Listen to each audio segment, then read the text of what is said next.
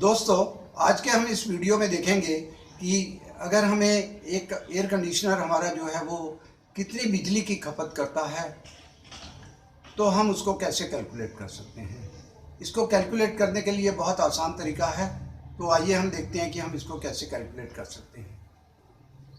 जो हमारे घर में इलेक्ट्रिक मीटर लगा होता है उसमें हम जो बिजली का बिल पे करते हैं वो पर यूनिट के हिसाब से पे करते हैं। एक यूनिट जो होता है वो 1000 वाट, जो कि 1 किलोवाट के बराबर होता है। और अगर हम 1 किलोवाट लोड को 1 घंटे के लिए इस्तेमाल करते हैं तो बिजली की खपत जो होती है वो 1 यूनिट होती है।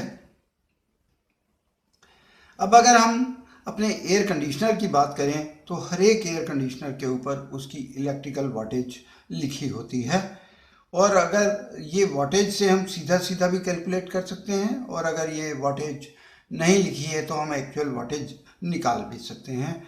इसके लिए जो हमारे घर में वोल्टेज आती है और जितना वो करंट लेता है उसको हम पावर फैक्टर से मल्टीप्लाई करते हैं। पावर फैक्टर जो होता है वो नॉर्मली हम 0.85 लेते हैं, मगर आपको ये सब करने की ज़रूरत नहीं है। आप अपने एयर कंडीशनर के ऊपर जो आपकी वाटेज लिखी है उतनी वाट को लेकर ही आप कैलकुलेट कर सकते हैं।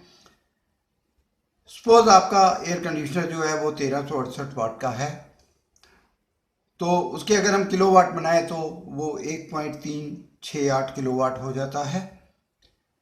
और अगर हम उसको 1 घंटा के लिए चलाएं तो वो 1.368 जो है वो यूनिट बिजली की खपत करता है। इसी तरह हमें जो बिजली का बिल पे करना पड़ेगा वो कितना करना पड़ेगा। सपोज हमारा जो इलेक्ट्रिसिटी चार्जेस है वो 7 रुपये पर यूनिट है, तो हम उसको मल्टीप्लाई कर देते हैं 1.368 से। और अगर हम अपना एयर कंडीशनर जो है वो दिन में 10 घंटे चलाते हैं, हम यहाँ पे मान के चल रहे हैं कि हमारा एयर कंडीशनर 10 घंटे चल रहा है। नॉर्मली इसका जो रनिंग टाइम होता है वो डिपेंड करता है कि हमारे एयर कंडीशनर का लोड कितना है, हीट लोड के हिसाब से। तो यहाँ पे अप्रॉक्सीमेटली जो है वो 95 रुपीज़ जो है वो पर डे हमारे एयर कंडीशनर का जो है वो बिजली की खपत और जो उस पर चलने वाला खर्चा है वो आता है। तो इस तरह अगर हम 30 दिन एयर कंडीशनर को इस्तेमाल करते हैं, ये तकरीबन जो हमने लोड लिया है ये आजकल जो एयर कंडीशनर आ रहे हैं 1.5 टन के एयर कंडीशनर, उनकी जो वाटेज होती है वो 1300 से 1400 वाट के बीच में होता है।